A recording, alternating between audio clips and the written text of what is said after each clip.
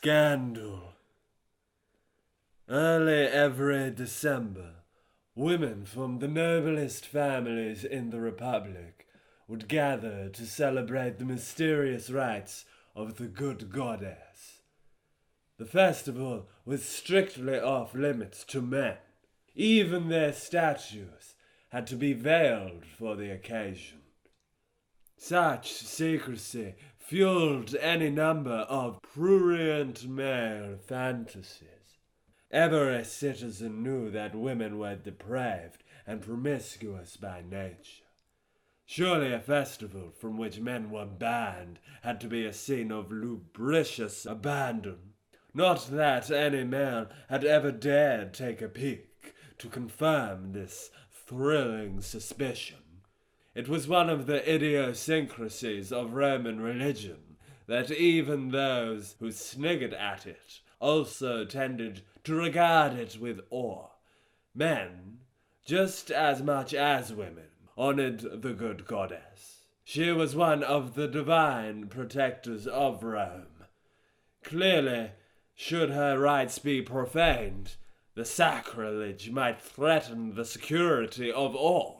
In the winter of 62 BC, the matrons had particular reason to pray for the good goddess's favor. Catiline was dead, but fears and rumors still gusted through the forum. After a leisurely saunter on the tourist trail around Greece, Pompey had finally arrived on the Adriatic coast. It was said that he would be crossing to Italy before the end of the month. What would it be like for the other ambitious noblemen, having to live like pygmies in the shadow of Pompey the Great? It was a question of particular concern to the two women who presided over the rites of the good goddess, Aurelia, Caesar's mother, and Pompeia, his wife.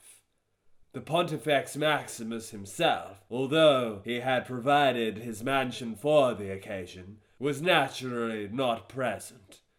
Along with every other male in his household, free and slave alike, Caesar had withdrawn for the night. The mansion began to fill with incense, music, and great ladies. Now, for a few brief hours, it was the city's women who held the safety of Rome in their hands. There was no longer any call for them to skulk in the shadows, afraid of prying eyes. Yet one of Aurelia's maids, looking for some music, observed a flute girl who was doing exactly that. She approached her. The flute girl shrank away. When the maid demanded to know who she was, the flute girl shook her head, then mumbled Pompeia's name. The maid shrieked. Dressed in a long-sleeved tunic and breastband, the stranger might have been, but the voice had been unmistakably male. Uproar ensued. Aurelia, frantically covering up the sacred statues of the goddess, suspended the rites. The other women went in search of the impious intruder. They finally found him, hidden in the room of one of Pompeia's maids. Off came the veil of the bogus flute girl to reveal Clodius. Such at least was the story that immediately swept like wildfire around Rome. Gossip convulsed the city. Friends and enemies of Clodius alike huddled to swap the salacious details.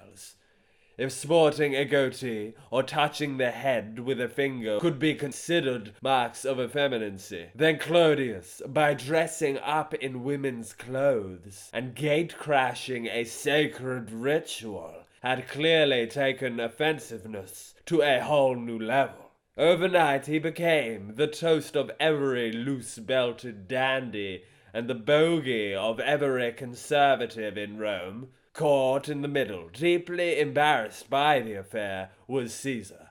Naturally, he had to affect outrage. Not only had Clodius violated the pontifical house, but it was also rumored that he had been planning to violate Pompeia herself.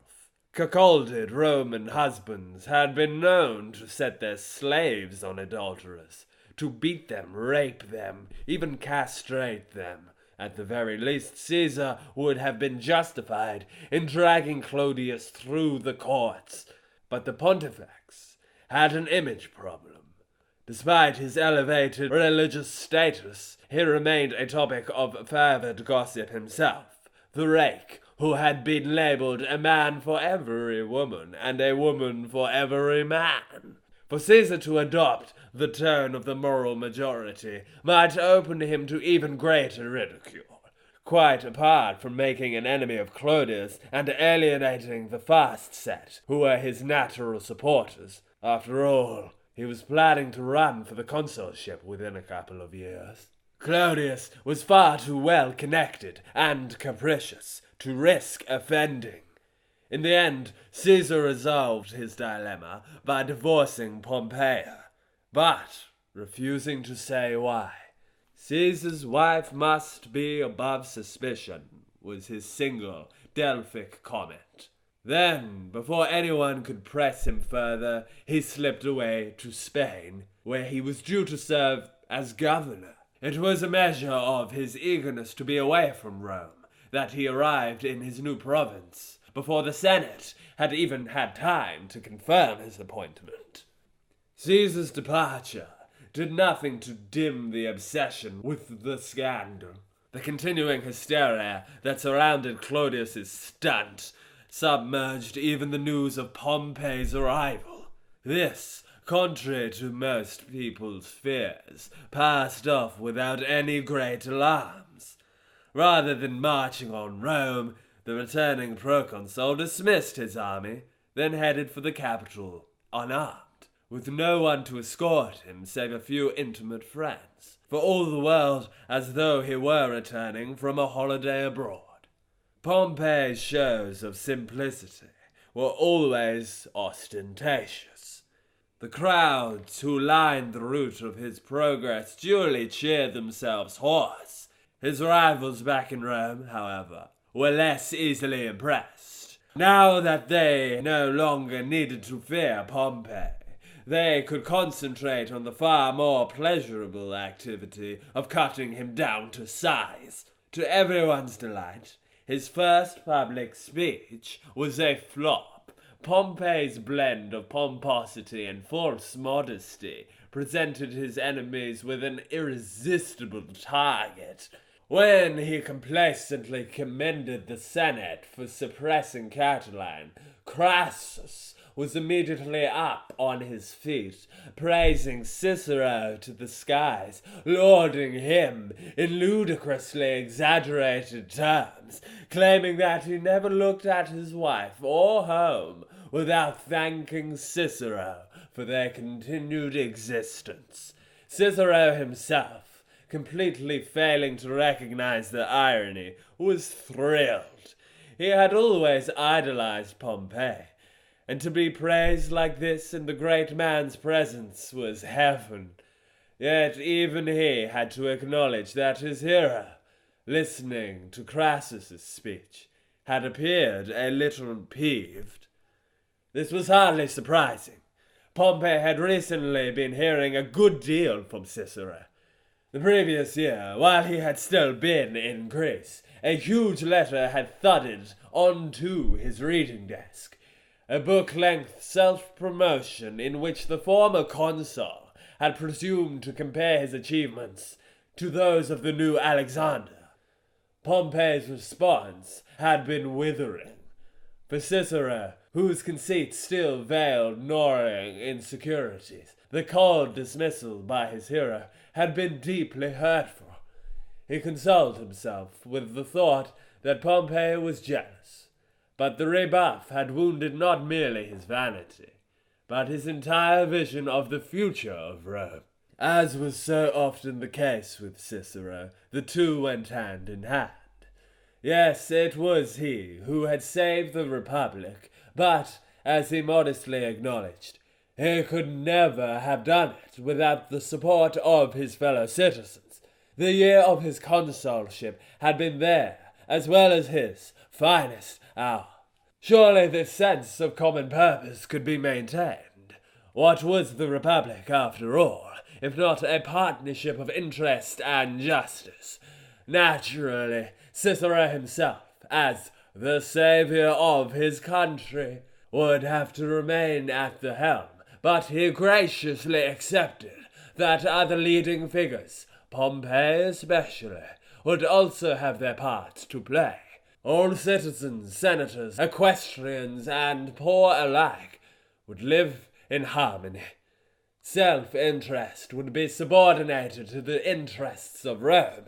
As a manifesto, of course, this was a vision of cloud cuckoo land. It was hardly as though Cicero himself had been immune to ambition. Liberty and the opportunity for an outsider to win the consulship would be stifled by a society in which everyone knew his place. It was a paradox that was to torture Cicero all his life. His blueprint for the future, however impractical, was the product of much agonized reflection. Cicero was proud to consider himself the heir of the Republic's noblest traditions. Chief among these was the age-old balance between ambition and duty. Should this be upset, then criminals might start to hack their way to the top, and tyrants to emerge. Catiline had been foiled, but he was bound to have successors. It was essential that they too be destroyed. After all, what hope was there for the Republic if the great were not the good? The passion with which Cicero held such opinions did not encourage him to look indulgently on Clodius's prank. Surely only a Catiline in the making could have committed such a shocking offense. Adding to Cicero's mounting excitement was his sense that, just as it had done in the glory days of his consulship, the Senate was closing ranks, despite the fact that there was no law against gate-crashing the goddess's rights. A powerful groundswell of opinion was starting to move in favor of declaring it a crime. A vote was taken. It was agreed that Clodius should be brought to trial. The size of the majority reflected not only genuine outrage, but, as ever in Rome, the venom of personal hatreds. Clodius did not lack for enemies. Chief among those, of course, was Lucullus. It took a special occasion to drag him from his fish ponds. One of these had been his triumph back in 63, which Cicero, as consul, had finally succeeded in authorizing. Lucullus had used the event as an opportunity for point scoring. His accounts had been carried on huge billboards through the streets, stating precisely how much he had paid his soldiers, the princely sum of 950 drachmas each. Clearly, the dagger blow of the mutiny had not ceased to ache. Now, 2 years later, Lucullus eagerly re-emerged. He could smell Clodius's blood. Preparing for the trial, he rehearsed all his old resentments, the mutiny, the incest of his wife. He also persuaded Hortensius to bestir himself and lead the prosecution. A formidable array of witnesses began to be assembled. Notable among these was Aurelia. Whatever the qualms of her son, she was more than willing to confirm that yes, she had seen Clodius in her house on that fateful night. But Clodius had powerful friends of his own. Leading his defense was one of the most illustrious figures in the Senate, a former consul no less, Gaius Scribonius Curio. Following standard procedure, Curio had no sooner accepted the case than he set about manufacturing an alibi for his client. An equestrian was found, who was prepared to testify that Clodius had spent the day of the good goddess's rites with him, 90 miles away from the scene of the supposed crime. It was now up to Hortensius to trump this evidence. It did not take him long. A witness was found for the prosecution, and a most impressive one too.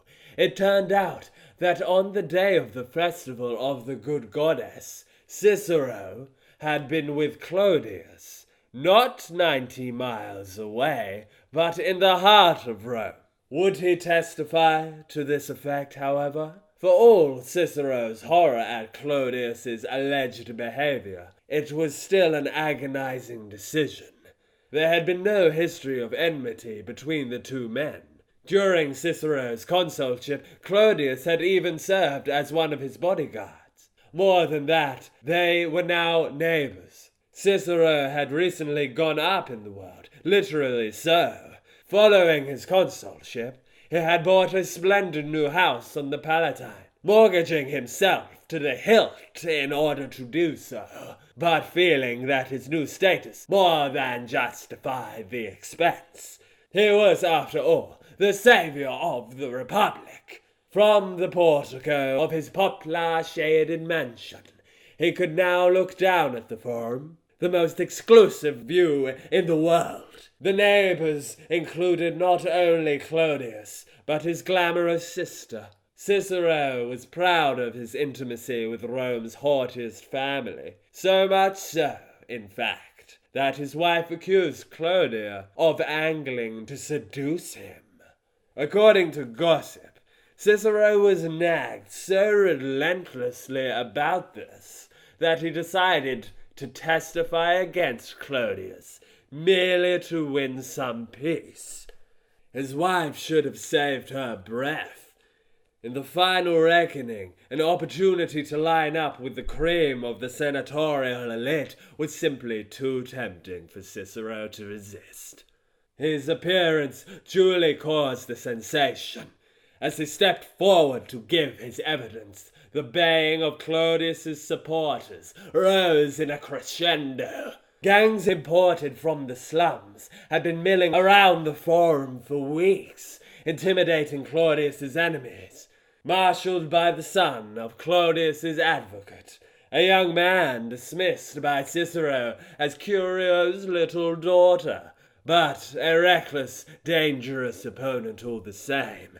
On this occasion, however, his tactics backfired. Nothing served to bolster Cicero's courage more than the feeling that he was the star of the show. As the jurors rallied to form a human shield around him, he gave his evidence in a clear, unshaken voice. The next day, a crowd gathered outside his house to roar their approval. Clodius's conviction appeared to have been sealed.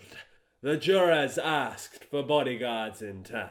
But stalwart in defense of Cicero though they had been, they were to acquit themselves less impressively when over the next couple of days a mysterious slave began knocking at their doors.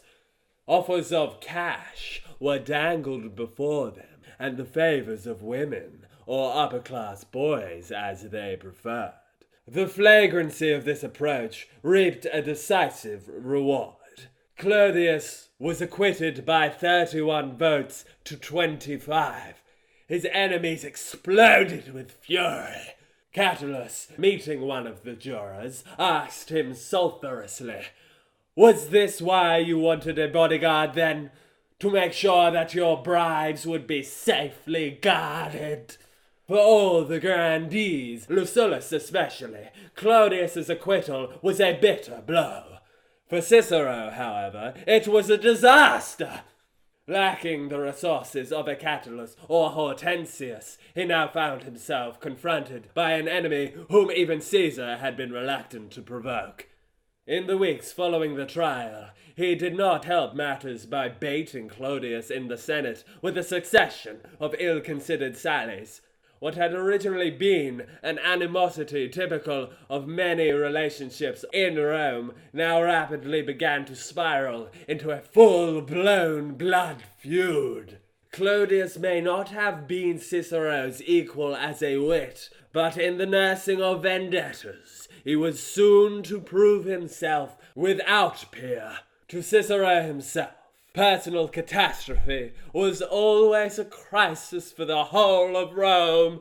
On other occasions, however, he would have acknowledged that the savagery of political life was the index of its liberty.